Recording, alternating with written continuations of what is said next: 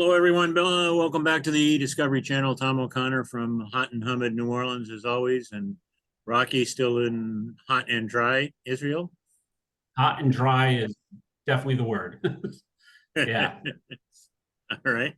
We are really pleased. As my wife constantly reminds me, what do you expect? We live in a desert. Yeah. You know, it's Yeah. I had a friend who lives in San Diego, and she went to Phoenix over the weekend for a couple of social things, and I don't think she's left her air-conditioned apartment since she returned home. hard. Yeah. So anyway, we are really, really happy to have with us, as you can tell, not one but two guests. For those of you who've been in the business for a while, you may recognize one or both of the Gallivan brothers. Bill raising his hand and saying hi. Dan now raising his hand and saying hi. As far as I know, with Digital WarRoom is their company. Again, if you've been in the business for any length of time, you got to be aware of that. But we'll make you more aware of it today. As far as I know, the only software sibling duo out there, the Vandegrift brothers have a service company. Yeah, again, well, I guess, yeah, now we got to include the Flying Messing brothers, huh? Yeah. Come on, dude. You're looking very John Belushi when you do that. You got to be careful there, right? Yeah, that's right. So a late entry into the field, the Messing brothers, who, yeah, there you go. So the Vandegrift brothers don't, although they're great guys, don't have a software company. But so I probably know the answer to this, and I think I can guess it. But which of you is the older? Bill? I'm the older. Bill is. Okay. And why don't you, in whichever order you take, tell us a little bit about your background, like where'd you grow up, where'd you go to school, what'd you do that got you into A, technology, and B, the the wacky world of legal technology, and how did you stay in it without A, killing each other or yourselves? I'll let Bill start. Yeah, just a short little question there. Yeah, just Sure. Dan and I grew up in a military family, so we moved around. We were Army brats, never stopped moving. My dad retired to Wichita, and I immediately left. Dan left sometime after that. I funded my school with a naval ROTC scholarship at Northwestern, and I did a stint driving submarines. I actually, first submarine I drove into a port was 10 miles from here. It's maybe one of the reasons I relocated to North Florida. But after that, well, what port is that? I didn't even know there was a sub base. It's called Kings Bay. It's at the southern tip of Georgia, and it's submarines. So yeah. I didn't know. I should know that. As you know, I came from a submarine family myself. My grandfather built subs in the Portsmouth Naval Yard back during the war. New Hampshire, yeah. So, but yeah, Kings Bay, huh? I'll have to look it up. All right. I unfortunately did a refueling in Norfolk, not New Hampshire, which would have been the preferable place to live. But it all worked out. So I got my education paid for, and then I continued with my wife to travel around the world finding exciting jobs. I did a short stint with LexisNexis, and I worked for some consulting firms. I worked for a subsidiary of AT&T, rolling out internet for banks and airlines. And then I got into an airline nonprofit called CETA and ITS, and we took that from nonprofit to for-profit and put it on the exchange. Moved from Hong Kong, had two kids in London, and woke up one day with two kids, two jobs, two nannies, and punted. And when I punted, I followed Dan to Seattle. Prior to that, Dan and I tried our hands at a few startups, mostly licensing software out of the Ohio Supercomputer Center, which worked. But in the end, we were undercapitalized. So when we went there, I was working in the network and security industry, rolling out internet for airlines and banks still. And Dan and I got together and through an opportunity of his, started working with people at Preston Gates and Ellis. Let's pause there. Let's go to Dan, because that's going to lead into the rest of the story. So, Sure. And Dan, you did not, I take it, enter the military service. I did not enter the military service. So as Bill noted, we grew up moving around quite a bit. My bent was always a little bit more on the technical side. I was fascinated by machines and how they worked, and actually started poking around with them in 1978. So that's where I started working on this. So I've had a long fascination with getting machines to do things. Bill and I have always worked together well. There's never been even an inkling to want to kill each other, but he always has the business sense, and I can go find an application to apply it to. So that's why this synergy has worked out very well. What happened was, through my career, which started really long ago in New Mexico, went to University of New Mexico. It's a very hands-on place. It was very practical, so it was very applied. And I got to know folks, and I was brought out, and so I got interested in startups. I've done a lot of startups, never kind of the big companies.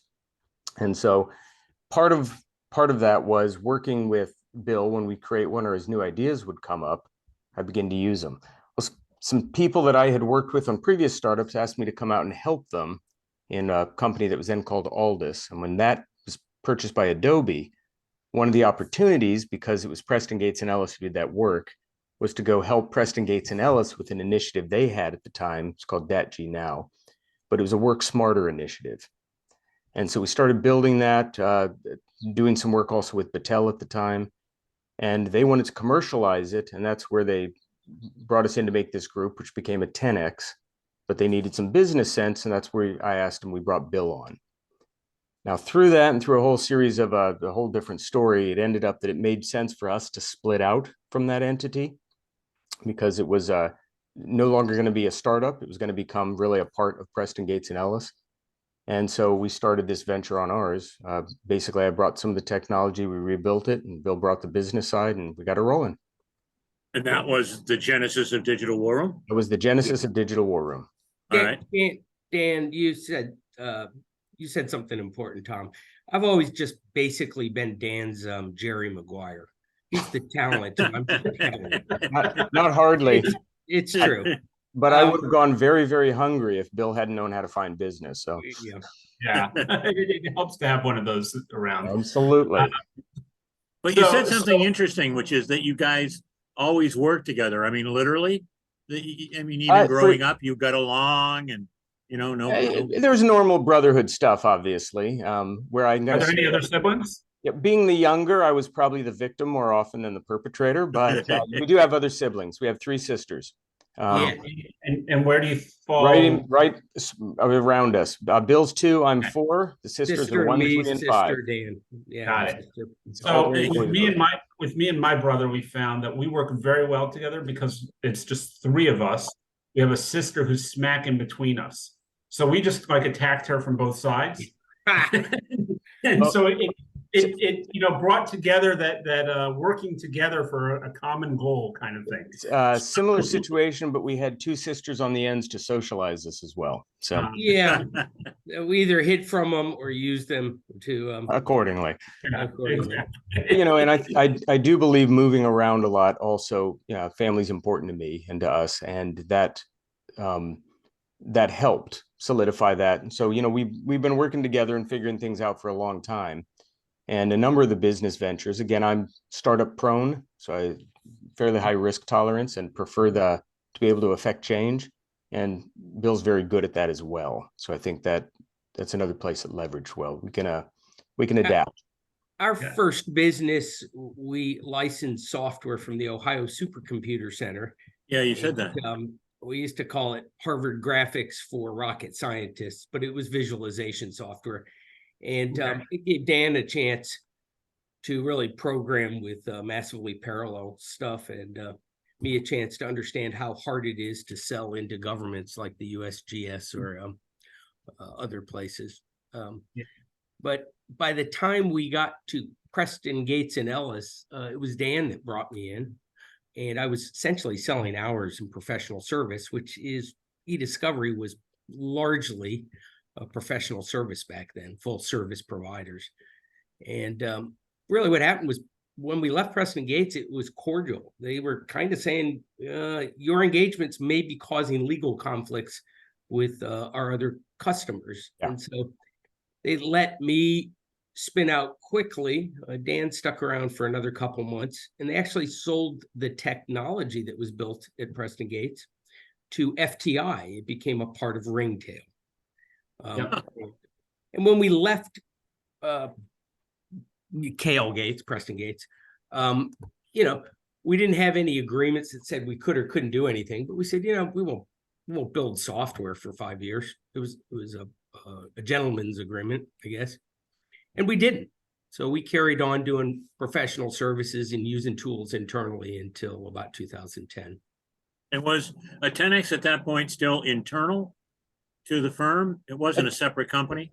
Or Attenix was always kind of don't take this definitively, but Attenix was a startup within, fully funded by Preston, now Cale Gates.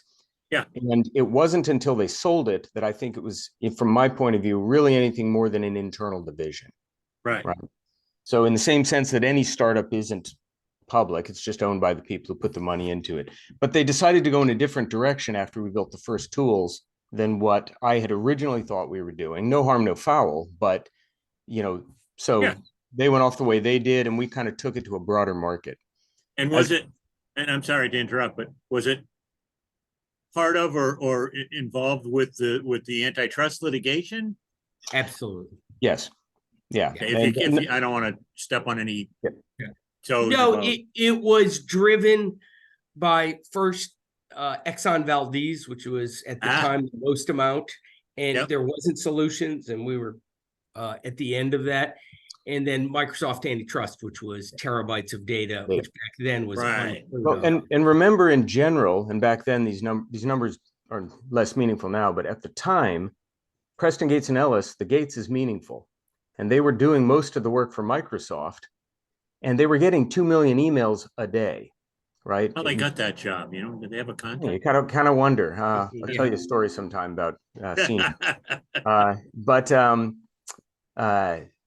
Well, I guess I can tell you now. One time we were having a meeting, Bill Gates Sr. came in and he was looking around and he said, "Does Billy know about this stuff?" And we said, "Well, we're not going to call him that."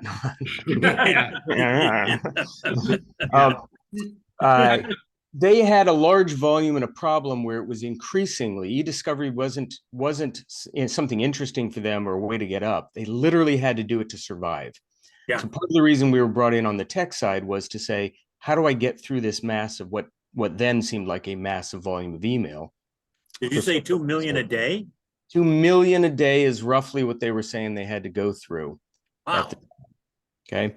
And that was the volume throughout. Now that included everything, running through all the Exchange servers. Much of that was junk, but it was sort of multiply it out. It's a big problem. Right. In those days, that was just massive. It was massive. Yeah. And so in addition to actual legal action and things where they had to sort it out, they just had a general problem in how do you deal with a large volume of data for people who aren't necessarily technical on the other side. And that became my interest for it. And how do you apply that technology to solve an actual human's problem? Right. I have to tell you, back then too, Preston Gates, even though we worked inside of them, they were our customer, not necessarily Microsoft. And the attorney who is little known, I think of her as the godmother of e-discovery, Martha Dawson. Martha, yeah, sure, I know Martha. Is really, I think, underappreciated 20 years later, because, man, working for her was really being mentored. She was telling us very clearly what was required, why, what the legal context was, and asking us very good technical questions, or Dan anyway, on how we might solve it. So she was an enormous positive influence on our path into e-discovery, because she was the customer, but she was the mentor. It was awesome to work with and for her. Did you call it e-discovery back then, or was it just plain old discovery? Boy, I don't remember. I think it was just Discovery. It's just Yeah. Discovery, but it actually was that collaboration really was the genesis of the EDRM. She has more credit in that, and with our group, it it evolved a little bit from there, but we very heavily influenced that, and Martha was a big driving force in that back in that time. And it's amazing how many of the attorneys who worked in that group, even as contract attorney, the ones who are actually doing the review, who have now gone on to be at so many different name brand e-discovery companies in leadership roles. I mean, it's amazing the influence that group had on the industry. It's just, and that was really what I kind of wanted to get to, was not just that group, but some of the earliest e-discovery companies sprang up in greater Seattle, right? And was that an offshoot of what was going on there? Was there just kind of like a mind meld going on with everybody? The technology was there, Microsoft was there. I mean,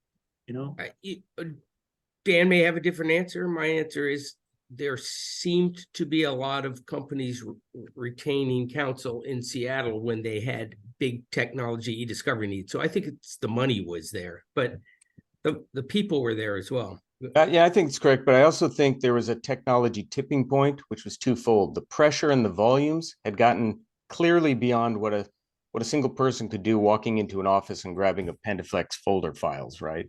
That wasn't going to happen. Oh yeah, yeah. Right. So the volumes had reached a high enough that the pain points became people were willing to part with dollars to solve it, and the ability to actually begin to process data, iFilters, all the techie kind of things that come around to let you start to correlate different types of information, including email, we're starting to get more mature. So you had an ability to attack that problem as well. We had people like John Jessen had his company there over in Kirkland, and Theos was down in Portland, and Applied Discovery started up there. I mean, it always struck me that there was this Lighthouse started there too. Lighthouse a little bit later. Well, Lighthouse actually was before, because they were doing paper. Microsoft. That tipping point where they were driven into the electronic, because it's just how the world, not going, but it was a problem that could not be ignored. And being in the tech area here in Silicon Valley, that's where the big drivers were for that pain point. So that's what was always curious to me, is that nexus of companies, that whatever you want to call it, that cauldron of those companies didn't pop up in Silicon Valley. They popped up in Seattle, and it was just really interesting watching. Tom, you were there consulting with all your federal defense buddies. Gail was actually working. Gail worked for John Jessen for a little while. She was a project manager for about a year over there. I did some work for Theos, some independent consulting work with Theos for a while. Took the train down to Portland. It was a wild time. I don't remember when I don't think I knew you guys during the 10X days. I think it was after that. And I want to say it was through the Defenders, but I'm not positive of that. And even the brand names we were coming up with kind of reflected the tipping point, Dan's. 10X was trying to achieve a 10 times quicker review or less expensive review at 10X. We did digital WarRoom because everybody that we were trying to move into a digital realm, they basically had conference rooms, they were calling WarRooms, filled with boxes and little tabs. So we were saying, let's make a digital WarRoom for you. And now we're getting a little pushback on the name because it sounds aggressive, but it made perfect sense. So let's talk a little bit about what you guys have been up to at Digital WarRoom. Obviously, so professional services focus in the very beginning, but then shifted over towards more of a software focus.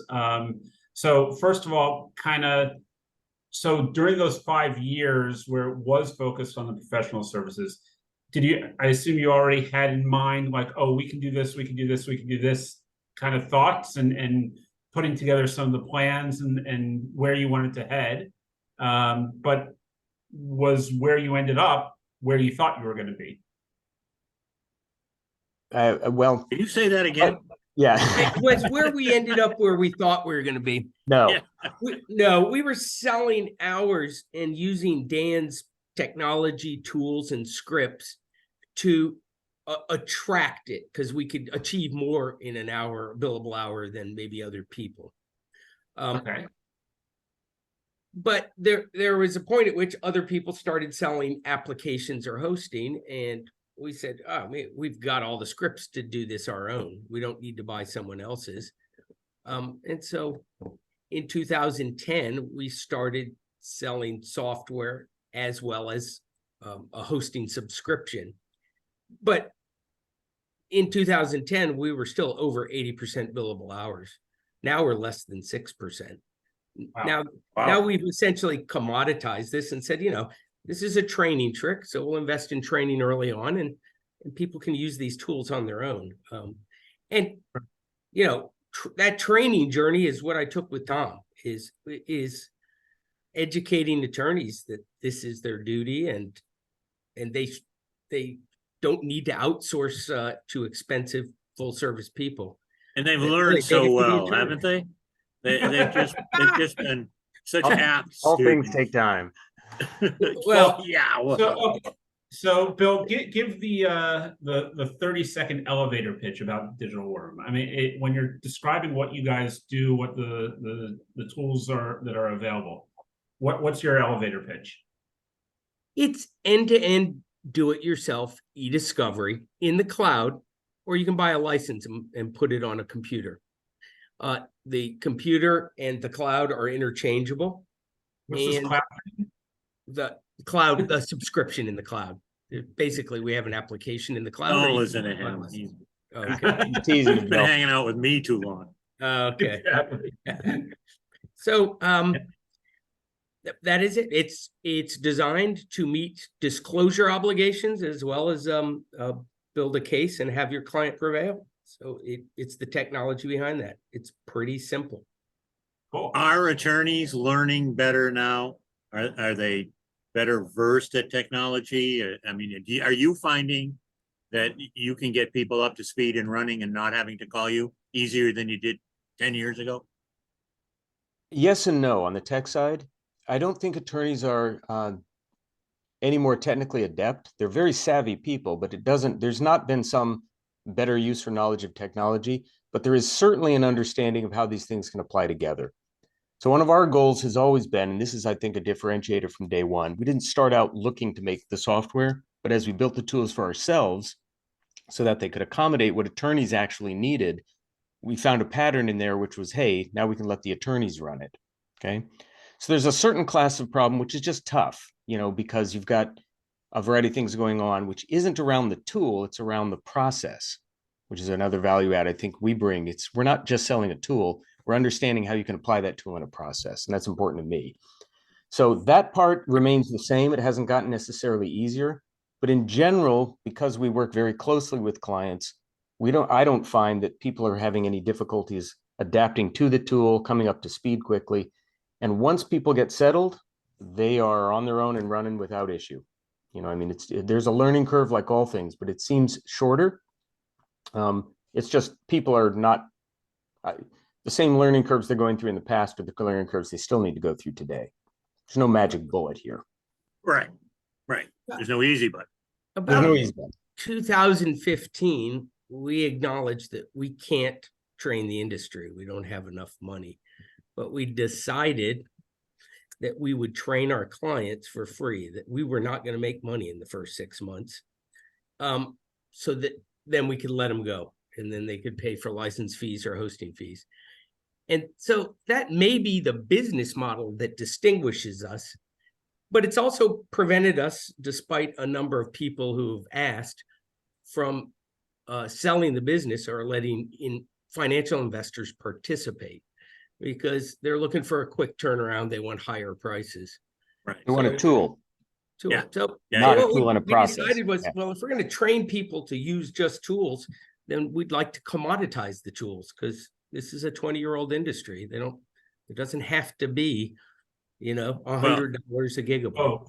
And you've hit on a problem that I talk about constantly, which is the influx of VC money and people from outside our business just want that quick turnaround. They don't understand what we do and why what we do in our profession is socially important. Yes. We're not Yeah. selling widgets. We're not, no disrespect to widgets or Chevrolets or Sure. air conditioners or, any other company, but we're doing something that is socially important, not just the United States, but to the world. And if I can say so, to the history of human evolution. And you guys, because of your, remarkable growth inside that cocoon, if you will, have seen that, at least in the e-discovery space, almost from day one. You mentioned the learning curve, has it gotten harder as the technology has gotten more complex? I think now about, the different, we've expanded from email to email on cell phones, text messaging on cell phones, Yeah. Teams and chats and, video and audio recordings on cell phones at your disposal. You talk about 2 million emails a day. That sounds like my your inbox. Yeah. Exactly. Yeah. Exactly. Everybody's got these huge amounts of data. Has that made it harder for you to get? The barrier to entry is actually coming down in some of those areas, but it is absolutely harder. And if I look at it from the perspective of our customer, of the attorney Yeah. to deal with this, it's kind of a two-headed thing, because one, with tools today now and the stuff that I can offer, and if we give a little process, it's much easier for them to jump in and begin to look at this plethora of information than it was even in the past. It's not just email. They have a wide variety of things to look at. But as things are constantly evolving, as the formats are coming down, the stuff that we have to chase I have to chase as a technologist. Google doesn't prepare their email the same way that iPhone does. And the chats are all over the map and there are no standards and. Mhm. So it becomes this game of how do you find the info, which of course is what's relevant to the attorney, and how can we support them in then finding technology that'll extract that in a form that's visible and kind of in canonical. So they're looking at it Won't generative AI be able to do all that for you, Dan? Just snap your fingers. I do We're think supposed to that, mention that, bro. I couldn't help myself. Hey, I couldn't no, help we're myself. not. Hold on, wait. We're not allowed to mention. Tom can go off and Tom can mention it. But I do think that you've got a great point, which is the fact that the barrier to entry has come down, and the ability to build something that supports, let's call it 80% of the problem, is relatively easy. But it's that other 20% and that's where people like you guys actually provide the actual value. Because anyone can come up with a tool that just processes email or processes chats or whatever. Even individual platforms, I can find something that will do it. But being able to actually pull all of them together, make them seamless, and be able to tell that story, which is really what the attorneys are trying to truly do, Right. is how do I get from knowing nothing to actually having the story of what happened and be able to then tell that in a valid manner. And that's the trick. That's in that last 20%. And to do that in a cost-effective way is something that's important to us. So Bill, let me ask you a business question. Sure. So I saw a fascinating interview with Robert Plant the other day, and somebody was asking him, how did you do this and how did you maneuver these and blah, blah, blah, blah, blah. And he said, well, you got to remember, back when we started, there were no rules. Music wasn't this monster worldwide business entity that it is now. We sort of, we made up stuff as we went along, and the Beatles started their own label, and, it was a different thing, and we were kind of feeling our way. And the interviewer said, could you start a band today? And he said, well, I could start a band. He said, I don't know if anybody would listen to me. And he said, and I don't know if we could start Led Zeppelin today and anybody would listen to us. So how hard is it now to compete against, you mentioned you worked for Lexus once, you know, Lexus has, I'm sure, a multi-million-dollar advertising budget. You have guys like FTI, like Epic, Deloitte. I mean, how hard is it to compete against those guys with monster marketing and capital budgets? And could you do it today? Could you start DWR today, do you think, and make it as successful as you have?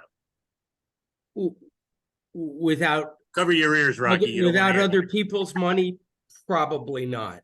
Yeah, 50% of our business is referral, and we found the few ways to market that are highly productive. Basically, all the attorneys are on LinkedIn. So if you hone your LinkedIn skills, SEO and other things aren't as important. So yeah, it might be a lot harder, but in the end, the reason people stick with you is we have 20, 30 years of experience. We don't have a help desk, and we don't hire tons of junior people. We curate senior people over time, but appropriate place to give a nod to Robert Powell.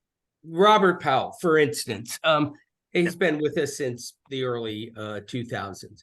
So, we're back to the help desk. People have a question. It might be a workflow question. It might be a technology question. Sometimes it's a little bit of a legal question in this very narrow area. We're not. Yeah. Yeah. And we're just able to give it to them quickly, and that's it. I mean, one of the things you were talking about, Dan's talking about, Dan can say, give me these JSON files. He'll tell us, or give me this from a cell phone, or give me that. And I can process it and unitize it and make it into reviewable documents that everybody understands. So teaching the technology once it's in the tool isn't so hard. We try to make the interface intuitive.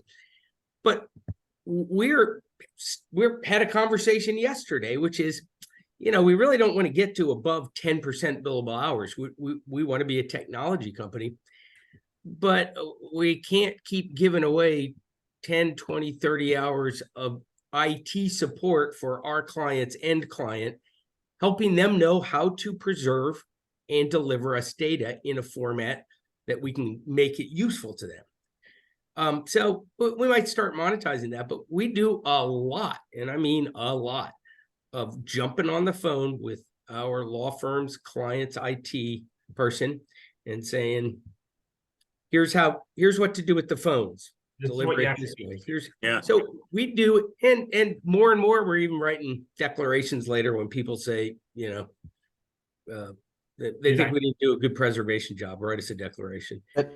Well, and you just made an interesting point, and I think you came back to it right there, which is you're often walking that tightrope, aren't you? Is it a technical question or is it a legal question? And where do they come across each other? And what point do you say, hey, stay away from the legal? Yeah. That's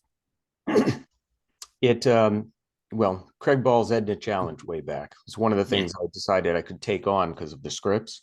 And that what we realized, though, is there is a market full of people who don't need a whole bunch of high-end stuff, that if you were building a tool today, you could certainly go address that, but they still have important legal questions, right? You can't.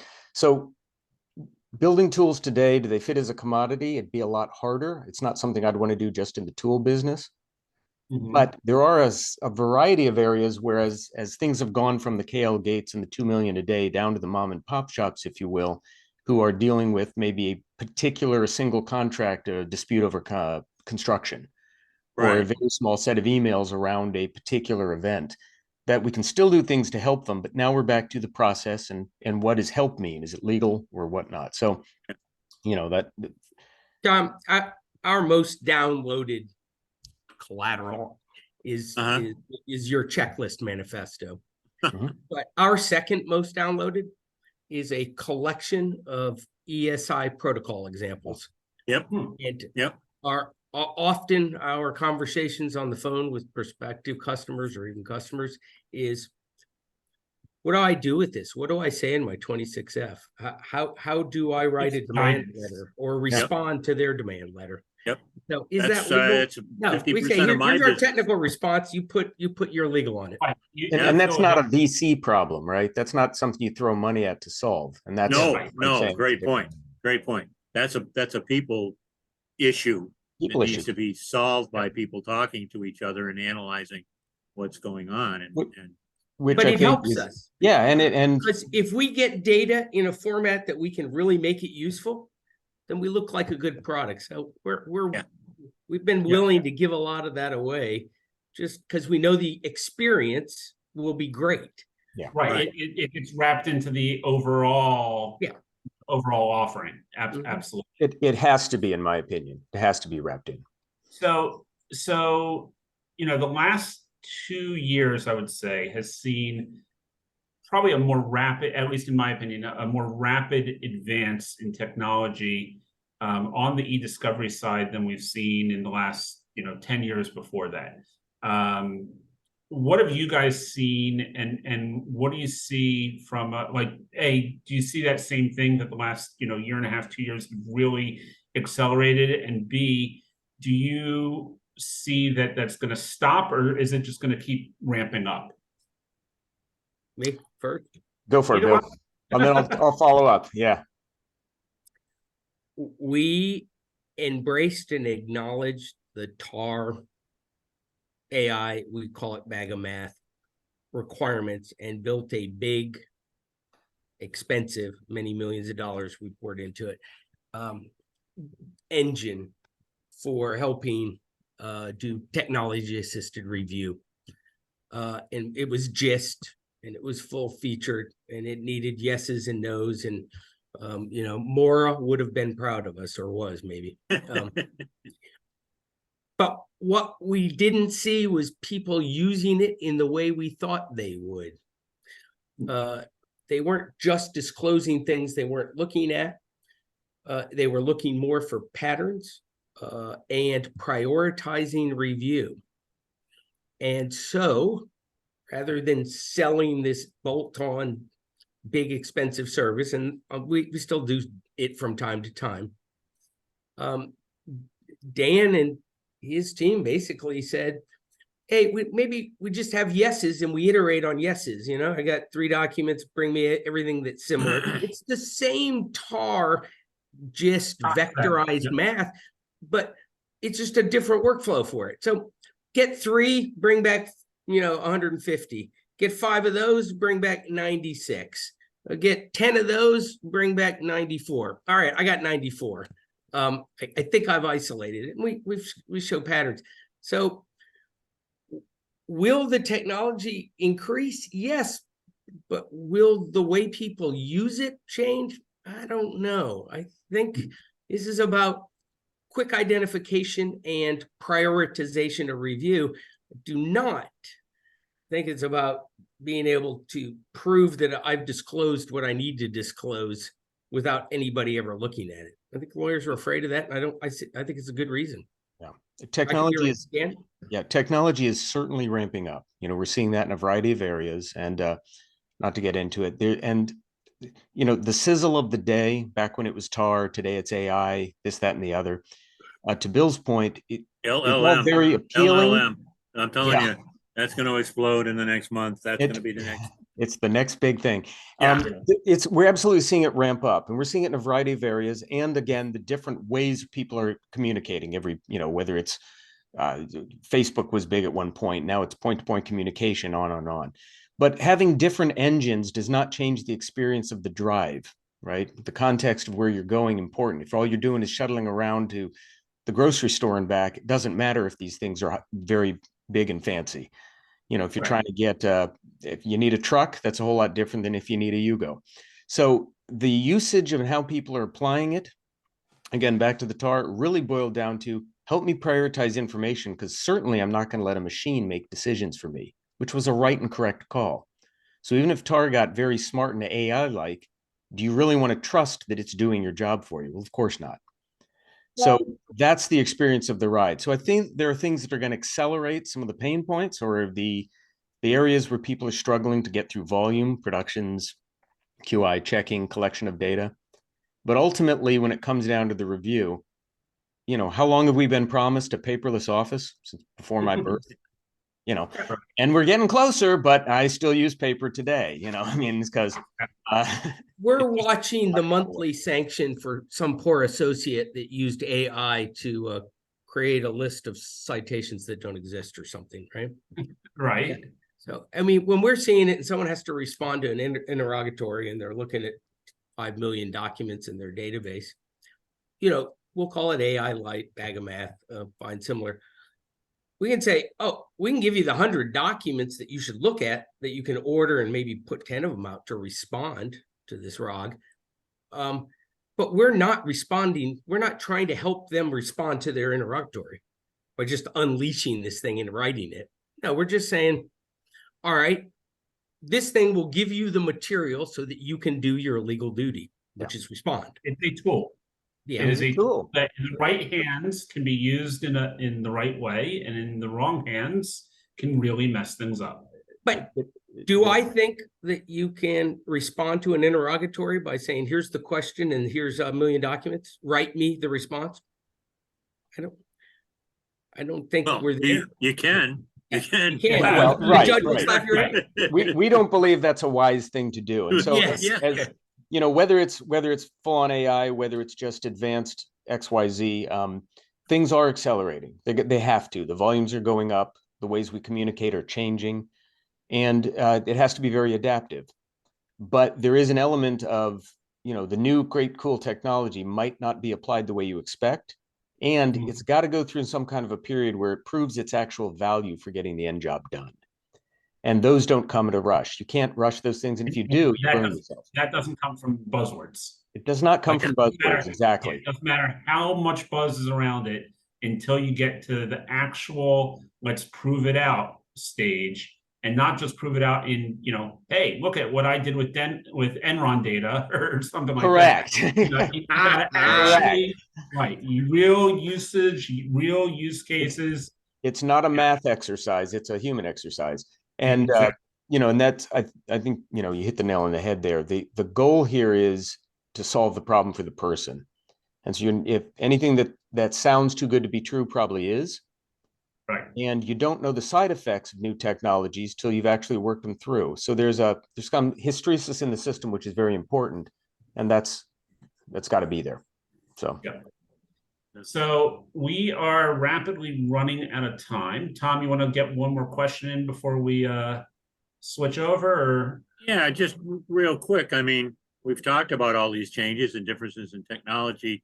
Where do you see our profession, and by that I mean the legal technology side of things, where do you see things going in the next 5 years? I mean, you said, Dan, the technology is increasing exponentially, so it's going to be able to handle the volume of data that we seem to be getting swamped with? You think it's capable of handling it?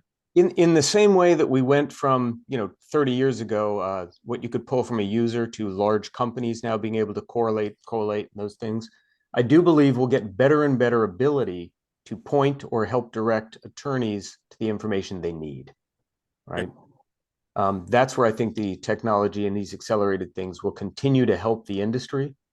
But I also believe the processes, the well figured out and working out sound processes, are not going to be radically changing, at least anytime soon, such that the combination of the two means attorneys, if not suckered in by the glitz, if you will, are going to have a real leg up because they'll be able to get to the information they need to make informed decisions.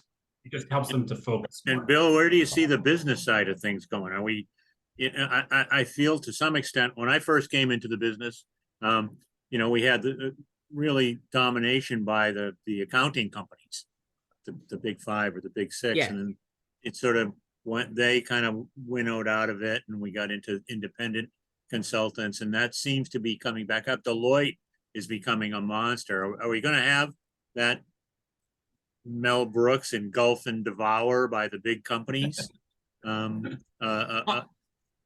So let's differentiate between legal hours and discovery or consulting hours. I think the industry is maturing. Yeah, technology is allowing us to handle more and bigger and bigger volumes because we're getting more. But generally, how we approach it's maturing. So there's going to be a self-sufficiency. There's less reliance on consulting hours. Is the industry growing? Yeah, I don't think it's growing as much as a lot of people forecast or will, because remember, the objective here is inexpensive, cordial dispute resolution. It's kind of back to your original saying, we have an important mission here. Everybody has disputes. Let's resolve them quickly and cordially. FRCP 1, right? Just speedy and inexpensive. That's it. Yes, exactly. So I actually think you're going to see the decline of full service organizations, even revenue when it's Deloitte and these other guys, because they can't sell as many billable hours because it's not competitive to do that. They're selling hosting, technology, and training. That's my belief. I will tell you, though, there are other areas, not just litigation, that are driving growth. And we are seeing a tremendous interest in basically municipalities and governments who are subject to public record requests and sunshine laws. Right. So where is it going? It's going less from dispute resolution towards maybe just disclosure requirements, which is part of dispute resolution. And we're going to see a lot more of that because we live in a divided, contentious society right now, and everybody wants to inspect everybody else's business. And there are laws that require that. So I think if you're saying what's driving the business, that's my take on it. Right. As the data privacy laws take over state by state, I think you're also going to see that drive on the government level from a disclosure perspective also, because now all of a sudden, they're suing people for privacy violations, but then it's got to come back through what happens within the agencies. So it's going to be interesting. Two more states passed privacy laws this week, Delaware and I forget. Colorado? No, Colorado was there. No, Ohio. Was it Ohio? Thank you. Yeah. Okay, so we've got a couple random questions to ask, but before we get totally random, I want to ask each of you, just came up as we were talking. So you guys moved around a lot, military brats. What was your favorite place to live in growing up? Growing up? Yeah, so meaning as you're moving, Does that include last year? Because I'm still growing up. No. Yeah. So in your military, not your military, but in your dad's military experience and moving you from place to place, what was your favorite one? Dan? It's a little hard because it's favorite on what context, but Korea was a very good one for me. We lived in Daegu for 2 years. I learned a lot, and we got to meet. There was a cultural difference, which was the first time I was exposed, and there was an excitement in that for me. Actually, one of my favorite places was Kentucky, which is father was stationed at Fort Knox at that time. But probably it had as much to do with the age and the ability to get out and kind of do things. And, the world was becoming aware at the time. It was just a good place to be. So. Cool. And Bill? Rachi, my answer is probably not based in location, but I was in 10th and 11th grade. I found music, women, and fun. I was awakened. And so I was in Redstone Arsenal at that point in my life, and I have very fond memories of it. Yeah, very cool. And it definitely makes sense that time. Yeah. I wore a Led Zeppelin t-shirt to school every day. Yeah. There you go. Yeah. Okay, so a couple of actual random questions that I've got. Bill, your favorite book? Rather recent. It's a set of books, but it's Sapiens and Homo Deus. Okay. By what's his I name? will tell you here in a minute.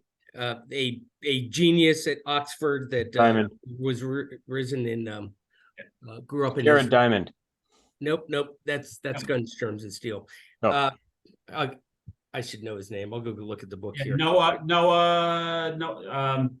Shoot. What's his name? I've got it sitting next to my bed right now because I'm 3 chapters into Sapiens. Great set of books. In 2016, he predicted 2020 in the second book.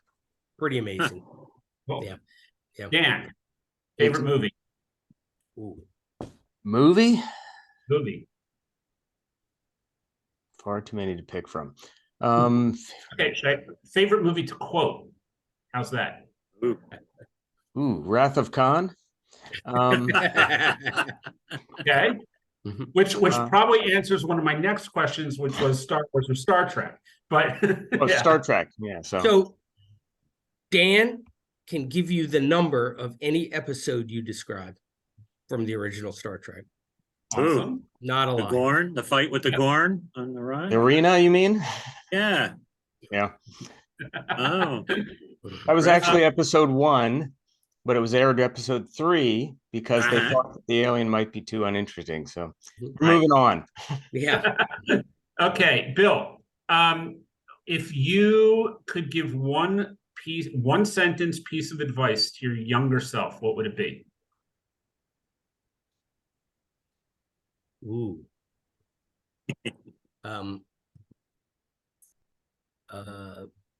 Question the difference between confidence and arrogance. Question the difference between confidence. Okay. Interesting. Nice. Yeah. Dan, if you could have an unlimited supply of one single thing for the rest of your life, what would it be? And it can't be money. Unlimited supply of one single thing? Yep. Coca-Cola Original. Coca-Cola Original. US or Mexican? Red can, yeah. Red can, nice. As long as it was like, Pepsi Clear or something. No. Yeah. And Bill, last question. If you could learn one new professional skill, what would it be? Ooh, a professional skill. Yeah. You're not going to like this answer, but I'm trying to do it now. It'd probably be golf. Isn't that a profession? It is. Yeah. It absolutely is. I'm trying to learn to relax and move towards retirement. It's very tough. Golf won't do that for you. It won't? Okay. Well, yeah. Depends how good you are. Yeah. Well, I'm not good. Yeah. Yeah. So, Tom, take it away. Okay, one quick question for each of you. Beatles or Stones? Stones. Beatles. Okay, a split 50-50. Interesting. All right, and then each of you will get a crack at this. We ask everybody at the end, if you could spend a day with anybody from our profession, living or dead, who would that person be and what would you do? Doesn't have to be within our profession. You could go fishing, go golfing, go to a baseball game. What do you think?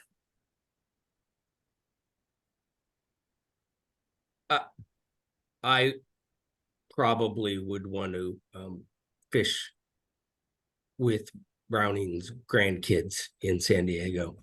There you And go. talk about how he got the courage to say things like, bend over, here it comes and stuff. Often wrong, but never uncertain. And that's within our profession. Yeah. He Yeah, was totally. he was like Martha. He was to me the godfather. Yeah. In his approach and his understanding of the objective. He was an awesome guy. Yep. Yeah. And And A little harder for me because I'm somewhat isolated from our profession by the fact that I stay very technology centric. If I had to pick somebody who, for me, interfaced between kind of the applied technologies of old and how they helped people, both in a legal and in this case, a real world context, it'd be somebody probably like Gracie Hopper. And I would love to just sit down and find out what she went through and how she interfaced in the world, the trials and tribulations she had as she was working through. So it's just her experience in coming up and see how it paralleled ours. There's a fascination I have with that kind of level of interaction, how you apply tools to real people. Good deal. And would you do anything specific, or just kind of sit around and have a coffee and It- chat? I had the opportunity to meet her for about 20 minutes. And so that's one of the reasons it came to mind. So if I had the chance to meet for a whole day, it would be more of sitting around and chatting. Okay. Wonderful stories, wonderful insights. So for me, it would be less a thing to do and more, listening to the living history. Awesome. Right. Great. Cool. Well, guys, thanks a lot. Always a pleasure, of course, talking to you. I don't get to do as much of it anymore these days, We gotta post-COVID do more. especially. Yeah. But always welcome your insights and loved hearing the story because I knew some of the details about the early days at Preston and how that all spun out. As you said, Bill, that was always a fascinating time for me. It Just was. with all the brain power that seemed to be hovering around Seattle those days. You could just sit around and learn stuff. So thanks for sharing your thoughts and hopefully we'll run into you someplace. I don't know. I just don't travel anymore. One thing COVID did was convince me, yeah, right. That travel, that's a pain in the ass. So, We Yeah. travel less. We outside of our colos, we don't have brick and mortar. But yeah. I'm gonna see you with Bill Hamilton in February, right? Yeah. Good. And I did reach out to him and I think I Good. mentioned that to you. And Yeah. bring the humidity down and I'll come out and visit you anytime. Well, football season, I don't know if we're playing the Seahawks this year. I'll have to check the schedule. Seamus would know. He remains an adamant Seahawks fan. But I get season tickets to the Saints. So anytime you want to make a trip, after October 1st, it gets to be really nice. I may take you up on that. That's a Except for the generous occasional- offer. I'm gonna Except pretend for the it's occasional sincere. hurricane that blows through. But Whatever. Minor detail. so Well, thanks thank again, you. guys. Thanks Really all. appreciate Pleasure and, talking. We'll talk to everyone next time on the eDiscovery channel. Thanks, folks. Take care. Thank you.